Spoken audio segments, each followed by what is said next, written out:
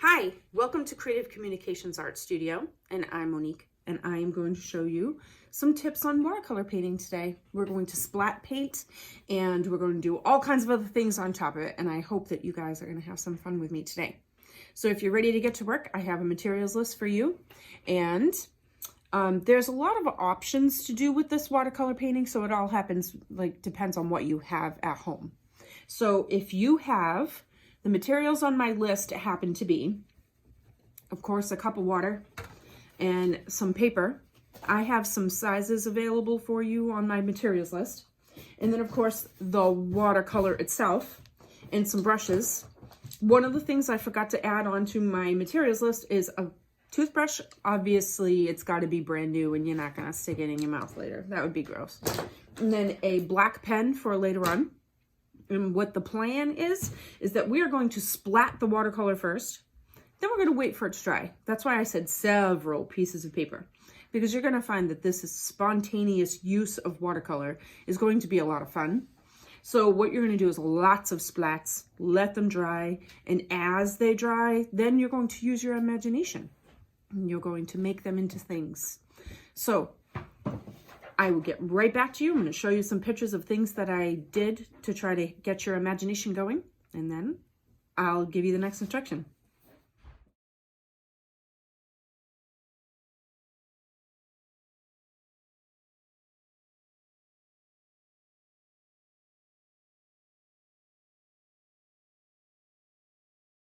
So what we're going to do first is we're going to do what's called pre-wetting our paper. What we do is we take our paintbrush, usually a nice big one is the best one to use, and we're just going to take the water and we're going to go all over our paper. And we're also going to pre-wet our colors. So by pre-wetting our colors, you can do one of two ways. You can either use this little eyedropper, which is way easier for everything, or you can use a paintbrush that has a point on it, okay? So I'm going to show you, I usually have like several cups of water out all the time for me to be able to do this. I use one for painting and I use one for just plain clean water so that I'm always able to have something to fill my eyedropper with and something to put in my colors. I don't want this paint water to go into my yellow. So what we're going to do is we're going to have the camera come around this way and I'm going to show you what I mean. So with my clean water, I'm going to use this brush and I'm just going to drip some water into my colors so that they get darker and easier to paint all over the paper. And then what I'm going to do is I'm going to use this brush to pre-wet the paper.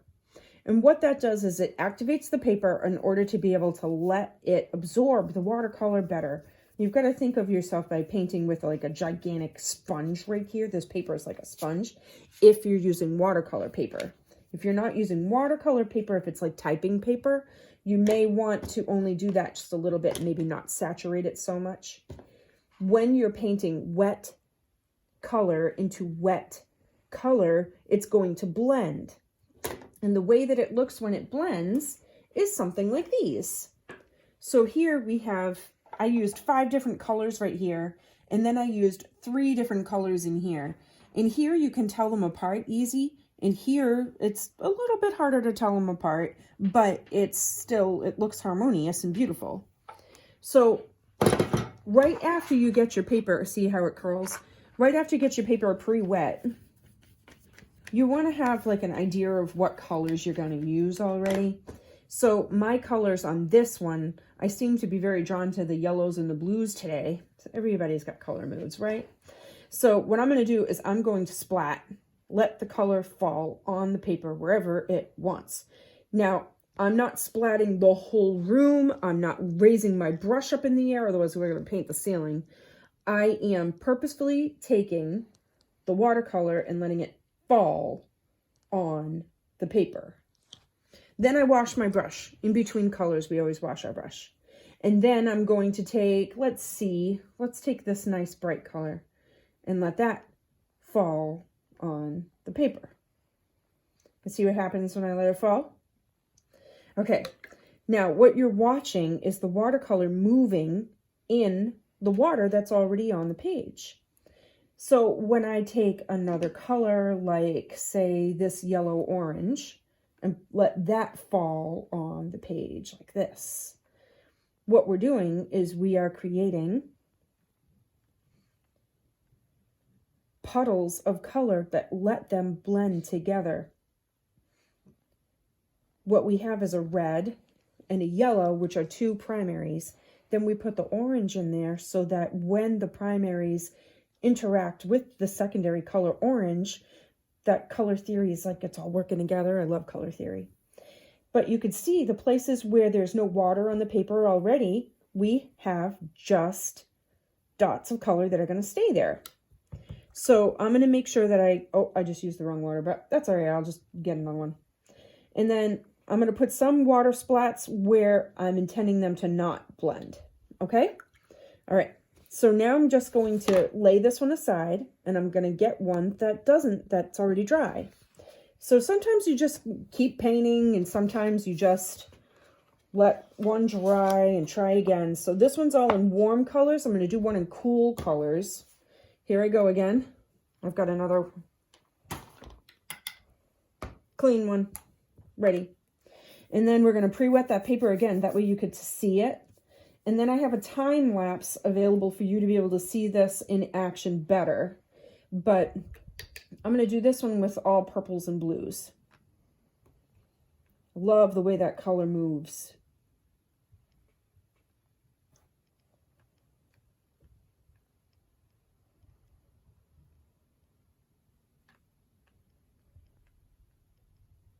And then when we wash our brush, we can take something brighter. The cooler colors in the spectrum, you could probably guess, are all the blues and the purples and the greens. So I'm going to take this green right in there and let that fall. So as much fun as it is to play with the splats, we also have to think about what these are going to be when we're done with them, because that's the rest of the creativity. So this is the fun part too. This is another thing you can do with it. Let it blend this way. What happens if you pick up your paper and let it fall? It's almost like I've got a galaxy in my hands right now. Which reminds me, while this is doing its thing and drying, I wanted to show you some of the ones that I've put ink on.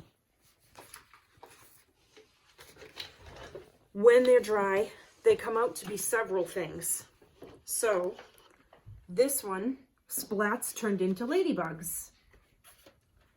This one, splats turned into an open book with things flying out of it. This one turned into a landscape with trees. This one turned into an umbrella in the rain.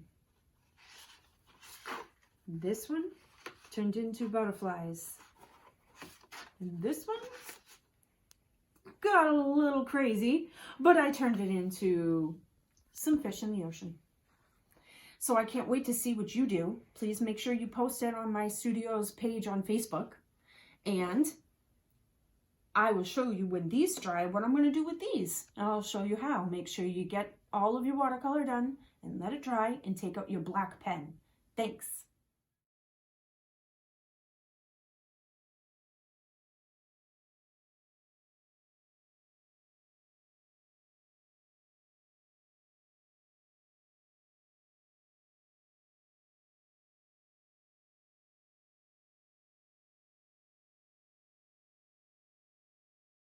You saw me paint this one.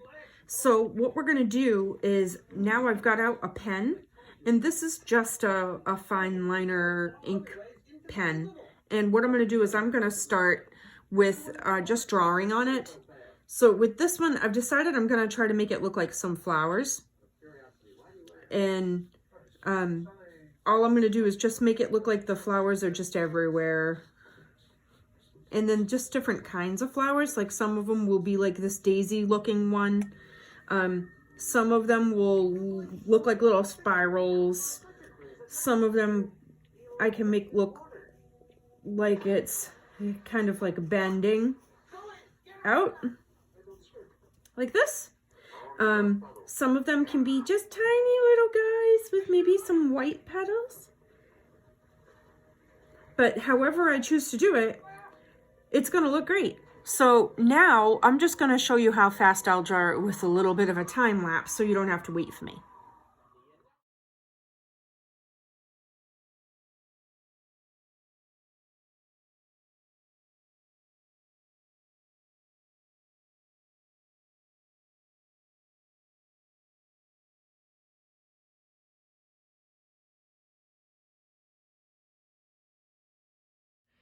Okay, I'm going to show you a couple more drawings, only in a time lapse. That way you'll see how to draw from where you are in a splat over to the pen.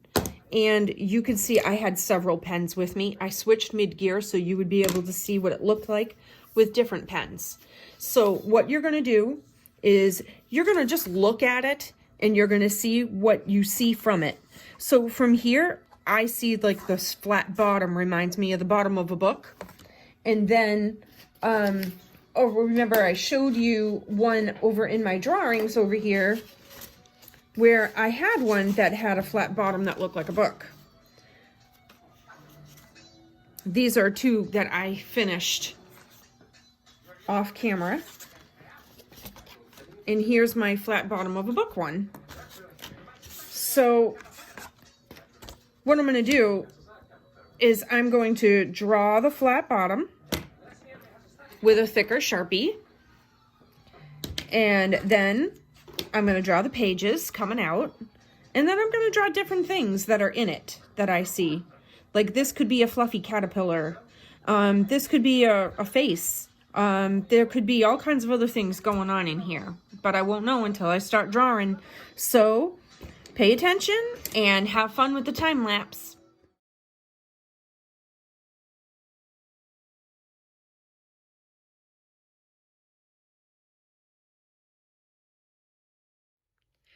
All right, everybody, that's our lesson for today. Thank you so much for joining me. I just wanted to recap on some of the ideas that you could do. That included like tipping up your painting to be able to move the watercolor around. Don't forget to pre-wet your paper, and moving things around like splatting with a paintbrush on it. Make sure you don't destroy your house. I mean, Mom won't like that very much. And then making sure you put something underneath your painting so that you can make sure that you can paint freely. And then some ideas, like if you have a full entire piece that has all watercolor on it, maybe you want to make a landscape. And then here's another view of a landscape. And then with the ink on it, you can make it be swirls or whatever. And that nice white space could be where the clouds are. Sometimes you want just one thing in it. This splat ended up looking like a tiger lily. And it was so funny. I just blew on the watercolor. That's another cool thing you could do, is just blow on it across the canvas and see what happens. And then this one ended up being like 6 spots on the paper. And then I just put another layer of dots on it with the blue and umbrella. There you go. Umbrella in the rain. And then this one you kind of have to look close for, but that's all little tiny ladybugs. So cute. And then this one ended up being the butterflies. Another thing that you could do is just draw with some colorful or sparkly gel pens. That's fun. And then this one is the fish that I was telling you about before, and threw a couple of seahorses in there because those are a lot of fun. And then this one is the flowers we just did. And then, you know, just because sometimes backgrounds are fun too, you could do a whole galaxy. And then maybe do like a just marker on over the front of it and do like a word like imagine or create or something like that.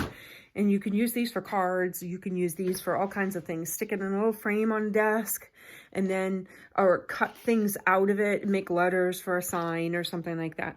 So I'm looking forward to having you guys back again. Thank you so much for joining me this afternoon for painting. And even though it takes a little while for waiting for all the paint to dry in between, that's why you should, you know, just join and make several of them, because you never know like what it's going to be used for. I mean, if you've got a birthday for a friend coming up, you can definitely make a card like this or something. And I'll be back next time with another craft or a painting or idea or something for you. Trust me, I got a lot going on in this room, and I am always down to have more ideas for you. Say bye, Mimi. Bye. I'll see you guys later.